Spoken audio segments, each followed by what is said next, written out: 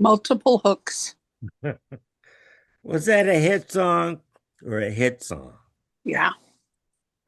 And it's interesting because even though it is a song that is, about heartbreak and all of that, Mhm. a couple of my neurodivergent friends said that they really identify with this song because they call them these two friends of mine say they call themselves extroverted introverts, that they have to put on the face so that they can deal with people. They don't always get all of the social skill things, Mhm. and they have to be really paying a lot of attention, and because they're in the industry they got to schmooze, but it's very uncomfortable for them, and so they would much rather be standing over in the corner and watching, but they said this song really captures how they feel in social situations.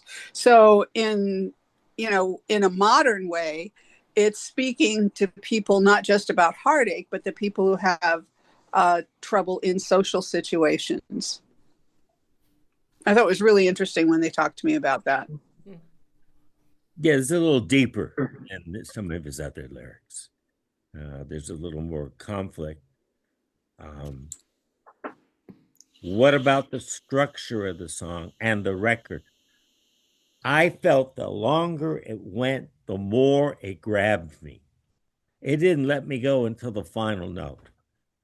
Yeah, because there was all of a sudden something new would happen, Yes. but it didn't take you too far from where it settled. It was enough to go, oh, and have your ears perk up, but not enough to make you walk away from the hooks.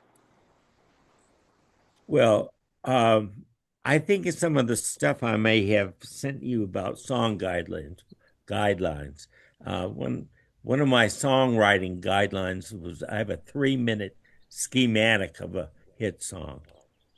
And the first minute are the basic ingredients, usually a verse and chorus, or in the old style, just a long verse. Um, or even if it's that Motown, that tripod, uh, 3 part verse pre chorus. That's the first minute. The second minute, you repeat the ingredients of the first minute. The second verse chorus, or the second big verse, or the second verse pre chorus. Then you get to the third minute. And I always say the audience says, what else do you have? What else you got? Now, in that song, do you see what happened in the third minute? It really opened up and it built to a real climax. Now, today, they don't do that. They just loop and they stay. There's nothing new. Once you've heard the first minute, there's nothing new.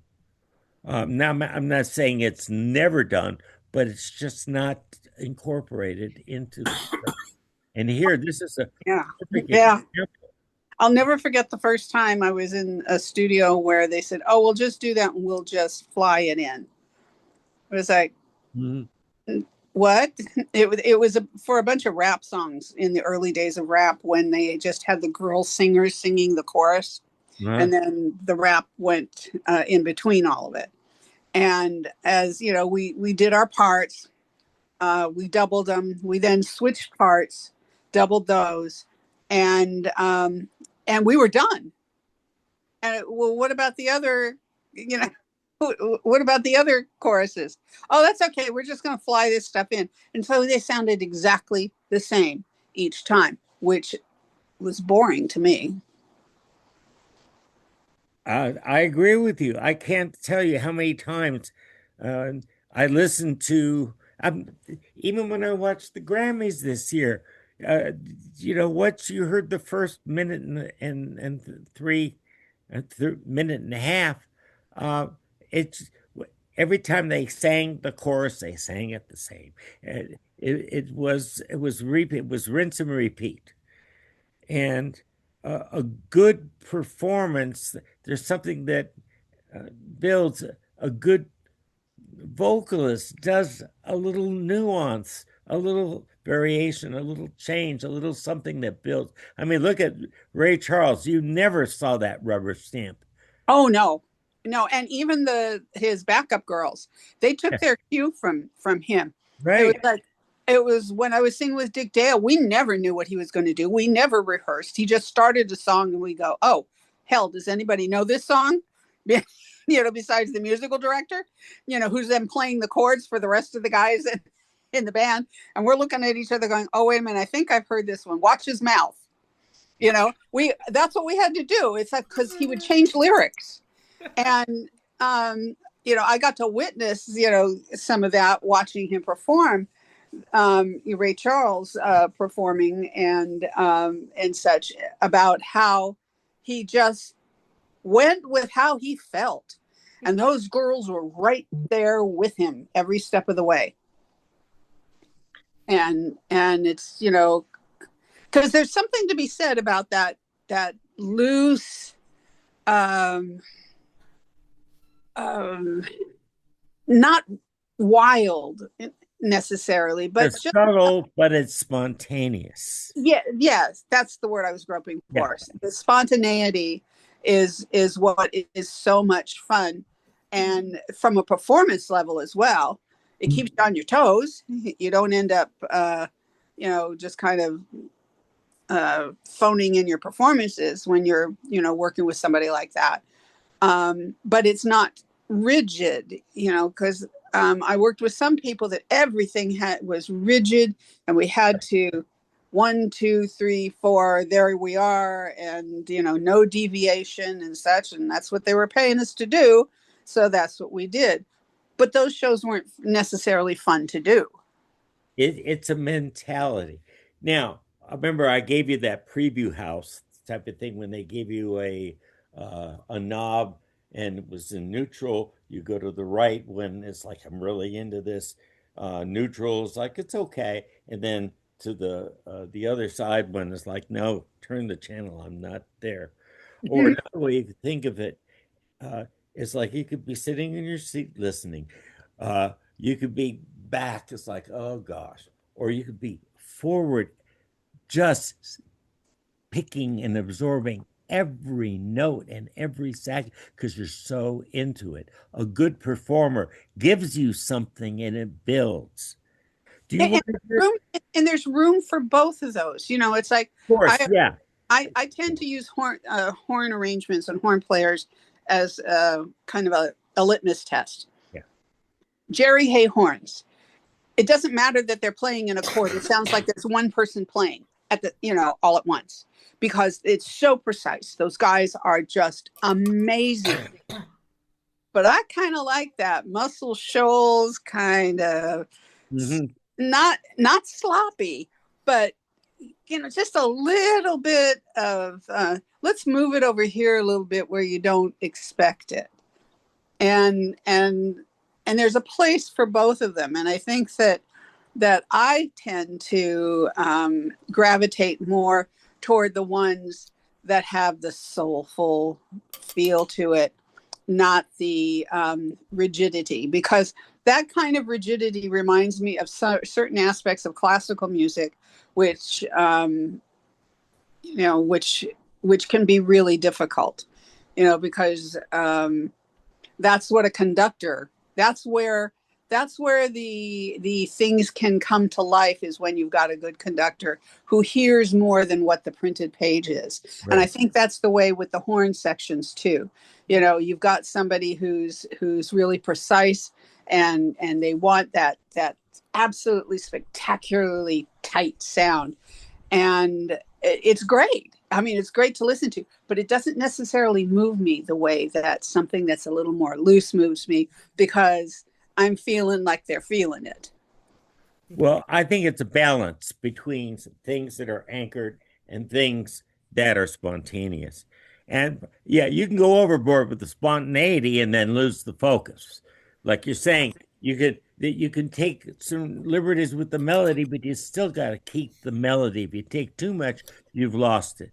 It's an art. It's an instinct. Just like, someone in sports, they have an instinct when they bat or they throw a basketball or football. Uh, it's one thing to have technique, another thing to be in the present moment. And same thing with the performance, and same thing with the writing. Uh, Obviously, Smokey grew as a producer, and that recording of Tracks of My Tears is masterful. Um, and And that's when you're talking about producer. yeah, A good producer can get a lead singer to not go too far too fast. right, right, When you listen to Patti LaBelle when she gets to just do what she wants, it's like, honey, you got another 2.5 minutes. Hold back for a second, will you? right, right. But when she's produced well, nobody can outdo her. You And know, and such. And that is the to me, that's like the prime example of how a producer can make or break what you're doing.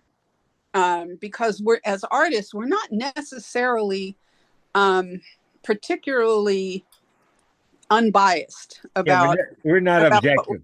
Yeah, we're we're not very particularly subjective. objective. I mean, Right. I know that when we were recording my CD, there was a particular section that I was going, oh, I got to do that again. It's not perfect. And the producer said no. And I said, what do you mean? It wasn't perfect. I need to fix that. And he said, no. He said, and then finally I wore him down. He goes, great. We're going to, if you want to record, it's fine, but we're using the first take. And the weird thing is that many of the people who were listening to it said that section where I was adamant about wanting to redo, said it was their favorite part of the song. And I said, Barry, it wasn't perfect. Why? He said, because it was magic. And sometimes we can't hear the magic because we're so locked into what we're trying to do in on a performance level. And having that producer who understands that, and an engineer who is very musical too. When you have an engineer, a recording engineer, and a producer who are completely in sync, it makes all the difference in the world in the studio.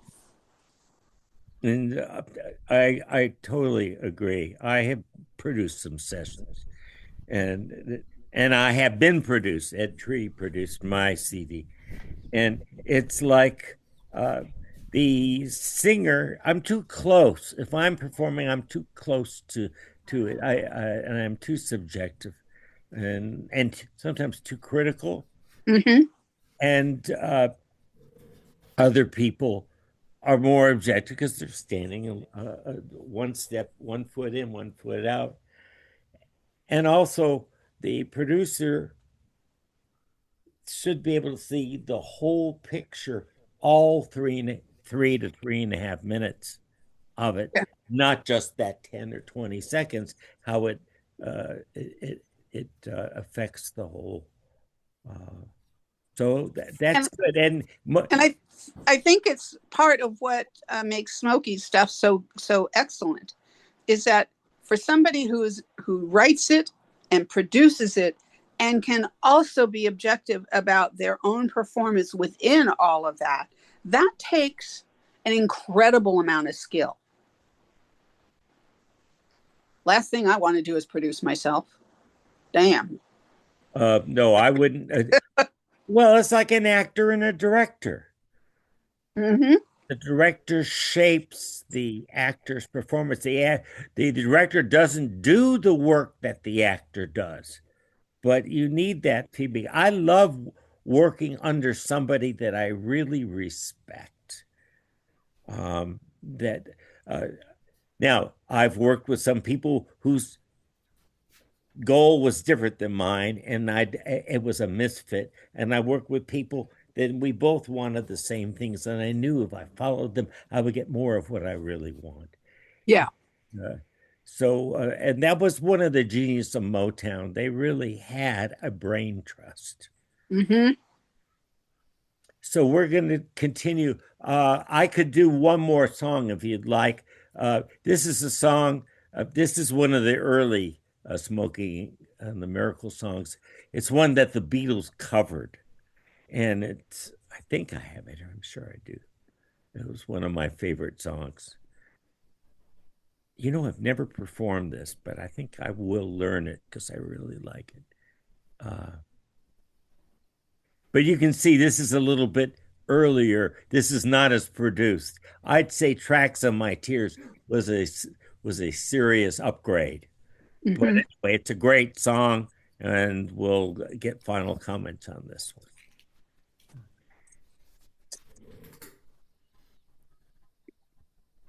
You really got to hold on.